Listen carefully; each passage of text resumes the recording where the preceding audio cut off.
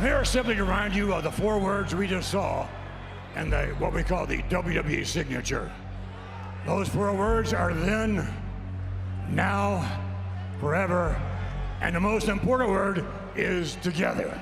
Those words from Vince McMahon sounded like a promise of unity, legacy, and loyalty. But how did it all end up for him? Shut up, I'm talking! There you go! Sex trafficking, brutal assault, whitewashing, and downright corruption. All of Vince McMahon's wrongdoing seems to have finally caught up with him for good. Vince continued to, if you want a $500,000 contract, you're going to have to satisfy me, and this is the way things have to go. But this was not always the case, especially since 4 decades ago, this same man was hailed for creating the billion-dollar business. So what went wrong? How did Vince McMahon become the notorious villain of his own story, now hated by the very industry he built? For many years, Vincent Kennedy McMahon Jr. grew up in a trailer in North Carolina with his mother and a violently abusive stepfather. All these while, he had no idea what his father looked like until he was 12. Then, he discovered the truth. He was a McMahon. As a 3rd-generation member of the wrestling community, his story is connected to that of his father, Vincent James McMahon Sr., and his grandfather, Jess McMahon. These men were phenomenal promoters in the wrestling entertainment industry known as Capital Wrestling Corporation. Life couldn't have been much worse for young Vince McMahon. For the most part, Vincent Sr. had been a stranger to his son during those years. Yet, when he finally entered Vince Jr.'s life in 1957, everything changed. The young boy was thrown from a world of poverty into a new reality of professional wrestling. In no time, Vince Jr. seized the opportunity to work within the promotion as an announcer and commentator. Wrestling became the only bridge between him and his father, their conversations revolving solely around the business of the ring, rather than the traditional father-son bonding moments. Vince Jr. quickly proved himself as a capable promoter when he was sent to a remote location in Bangor to run wrestling shows. However, his journey was filled with so many achievements and, at times, spectacular failures long before he became the owner of the company. One notable venture was his investment in closed-circuit entertainment, which included backing the infamous stunt by Daredevil Evel Knievel as he attempted to jump over the Snake River Canyon.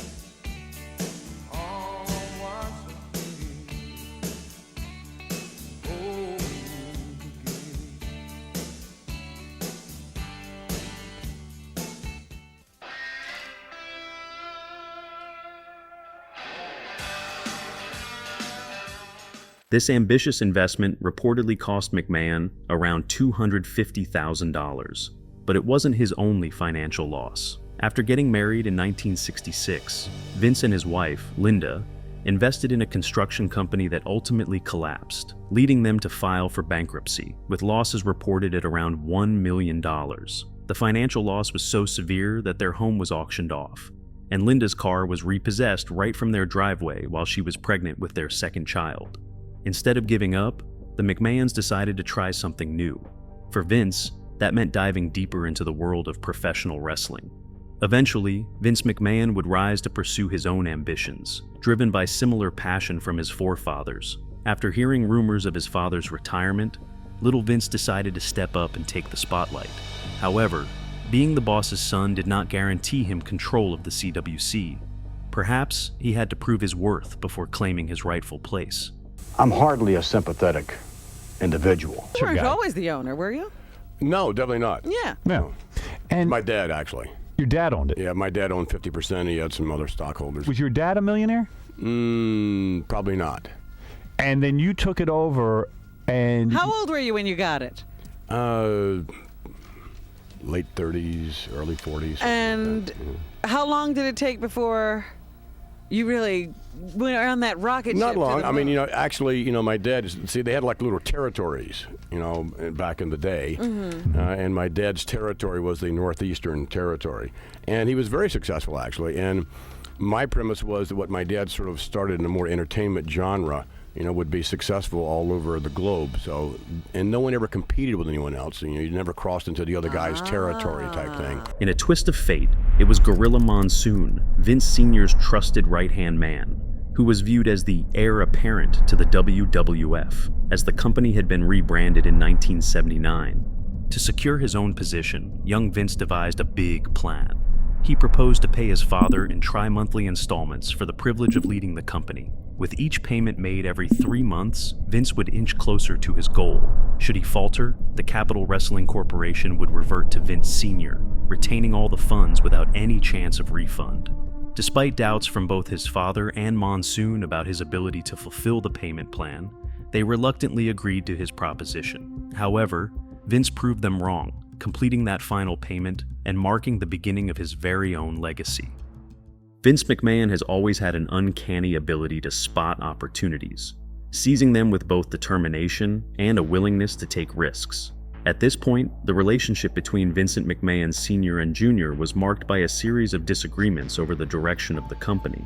While Vince Sr. had his own ideas, he struggled to embrace his son's revolutionary vision of transforming professional wrestling into an industry of pure entertainment. A prime example of this clash was Vince Sr.'s resistance to allowing a young Hulk Hogan, a rookie in the WWF in 1982, to take on the role of Thunderlips in the film Rocky III, a move that would ultimately push Hogan into stardom. Frustrated by this lack of support, Hogan left for Vern Gagne's American Wrestling Association, a professional wrestling promotion in the 80s. However, when Vince Jr. later took over his father's company, he swiftly brought Hogan back, positioning him as the top star of the promotion. Vince Sr. was also hesitant to wage war against other wrestling territories, a strategy that Vince Jr. eagerly pursued. He started poaching top talent and promoting shows beyond the Northeast. In a moment of acknowledgement, Vince Sr. eventually conceded that this aggressive approach was indeed a sound strategy, regardless of what other promoters thought. In 1982, Vince Jr. officially took over the company, and just 2 years later, Vince Sr. passed away from pancreatic cancer. Drawing upon the solid foundation his father built through Capital Wrestling Corporation, Vince McMahon was able to transform WWF into the global entertainment empire it is today. For decades, wrestling promoters maintained their own regional territories, operating under an unwritten agreement to avoid encroaching on other domains. Yet, looking at Vince McMahon's life, it is evident he possesses a remarkable gift for recognizing opportunities and enhancing existing ideas. The rise of cable television meant that fans could watch wrestling from different promotions, provided they had the right access. While he wasn't the first promoter to see this potential, McMahon was ready to go all in. He acquired rights to the USA Network and started buying television time across the country, promoting shows in rival territories and featuring their wrestlers. This strategy was unexpected and risky, as no one had dared to challenge the territorial system so openly. Vince McMahon recognized a unique opportunity to create a goldmine by promoting a wrestling show on closed-circuit television, much like boxing promoters did. This allowed fans who couldn't attend live events to enjoy the action from home. Much has been said about his groundbreaking event, WrestleMania. It's said that Vince risked everything for its success. While some dispute this claim, there's no denying that WrestleMania was a massive gamble for him. Once again, McMahon's willingness to bet on himself paid off as he brought the WWF into the mainstream. On November 7th, 1985, the Wrestling Classic premiered in over 150 locations across the country. Building on WrestleMania's success, Vince secured a network television special called and gradually expanded the WWF's pay-per-view lineup, introducing new shows like the Royal Rumble and SummerSlam. Driven with so much determination, he also created signature entrance themes for WWF superstars, ensuring that the company benefited financially instead of paying for licensed music. There have been multiple occasions of wrestlers discussing how much of a workaholic he had always been. I give Vince McMahon enormous credit for, I mean, this guy, you talk about, a workaholic. I mean, he said, I remember him telling me, and not just me, but he says, I only get about 4 hours sleep a night. He says, I hate sleep. However, in 1993, Vince faced many challenges, including a federal indictment related to steroid allegations. The scandal forced the WWF to change its image and brought federal attention to Vince. In the end, he won the trial, but WWF ringside doctor, Dr. George Zahorian III, was sentenced to 3 years in prison for distributing steroids to many wrestlers. By 1995, the WWF was in serious trouble, with creativity running low. But things got worse in 1996, when WCW launched its revolutionary New World Order storyline. At one point, Vince even considered scaling back the WWF to a regional promotion. Fortunately, he didn't let that happen. Instead, he looked at ECW's innovative approach and adapted it for the WWF. He introduced edgier characters, while blurring the lines between heroes and villains. The addition of stars like The Rock, Stone Cold Steve Austin, and Mankind helped Vince turn the WWF around, re-establishing it as the top wrestling promotion. This time, the WWF seized new opportunities, including becoming a publicly traded company. While Vince maintained control through majority voting shares, this brought in millions, allowing for further growth. The WWF's resurgence in ratings and the launch of a second weekly show, SmackDown, were just the beginning. In 2002, following a legal dispute with the World Wildlife Fund, the WWF was renamed World Wrestling Entertainment, shortened as WWE. Many years later, the promotion ceased branding itself as World Wrestling Entertainment and began solely branding itself with the initials WWE. Ever since, the company has become a massive asset, acquiring over $1 billion in revenue while featuring some of the biggest stars in Hollywood history, including John Cena, Dwayne Johnson, and Roman Reigns. Fast forward 2 decades, and Vince McMahon found himself facing a storm of controversy, grappling with multiple allegations.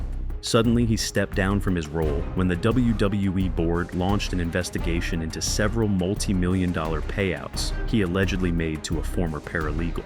Yet, beneath this scandal lies a much bigger puzzle to solve. The WWE have made a sudden announcement of his resignation.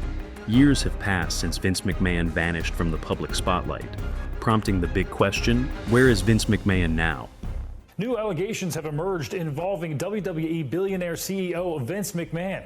The WWE board released a statement this morning that the company is looking into a potential $3 million hush money settlement over an alleged affair McMahon had with an employee. In June 2022, WWE's board of directors started investigating a $3 million hush money payment, and the board found that McMahon had made $12 million in payments to 4 women. 2 of whom claimed sexual misconduct against McMahon. However, with multiple reports confirming his retirement from all duties, 2022 will be remembered as the year that marked the unexpected downfall of Vincent Kennedy McMahon. Days after the explosive report on Vince McMahon's WWE investigation, he stepped down as chairman and CEO of the company. In a surprising move, his daughter Stephanie McMahon was appointed to fill his role, just 1 month after she had announced a leave of absence to focus on her family. Meanwhile, Stephanie's new role was merely an optics play. Despite stepping down publicly, Vince McMahon continued to control WWE's creative direction behind the scenes. Just hours after stepping down, McMahon made a brief appearance on the June 17, 2022 episode of SmackDown. Possibly his final appearance on WWE programming, McMahon delivered the company's signature slogan. I'm here simply to remind you of the 4 words we just saw and what we call the WWE signature. Those 4 words are then, now, forever, and the most important word is together. Welcome to SmackDown. Shortly after, McMahon orchestrated WWE's sale to Endeavor, resulting in a merger with UFC that formed TKO Group Holdings. Throughout the highly publicized scandal, McMahon has attempted to downplay the accusations.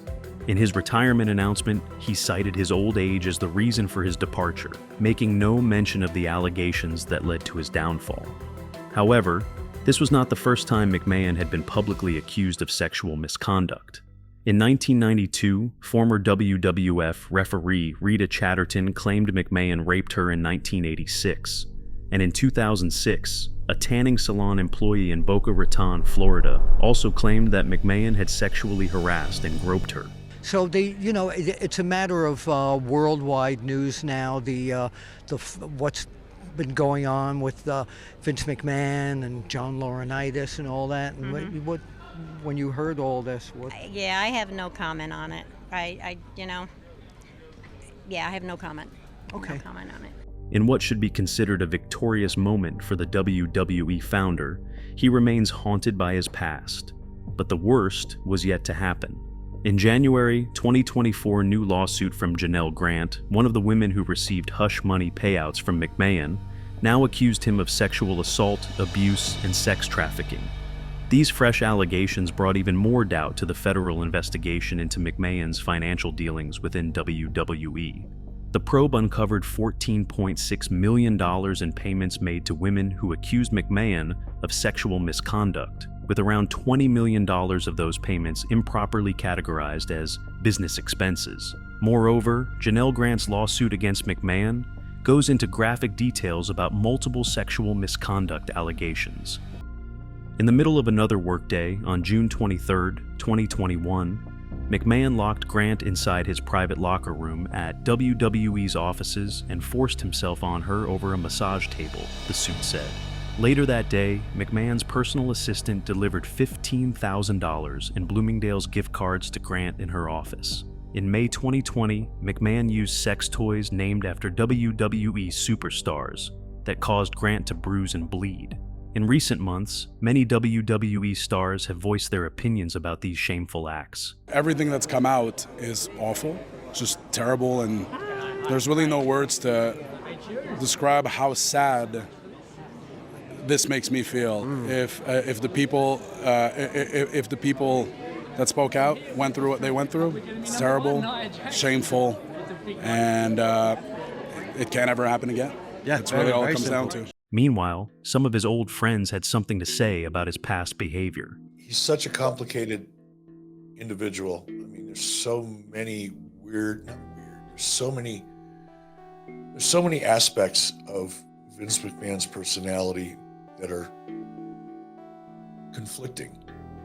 I mean, I don't want to make this all about Vince McMahon, but Vince McMahon has done some pretty big things for people that others don't even know about. I'm not going to publicize it because Vince decided, and the other people involved decided, that they didn't want it known. But I'm firsthand aware, and some of this happened long before I ever went to work for Vince. However, the allegations against McMahon only get worse and more vulgar, including claims that McMahon instructed Grant to create personalized sexual content for his top athlete and former UFC superstar. It turns out that the star was Brock Lesnar. At this point, Grant has requested for unspecified monetary damages and to have the court void $3 million non-disclosure agreement. However, it's not uncommon for billionaires to create toxic environments around themselves. And similar to Vince's controversies, the Agnelli dynasty was involved in many scandals themselves. So, check out my deep dive into how they started the automobile giant and the events that led to their demise.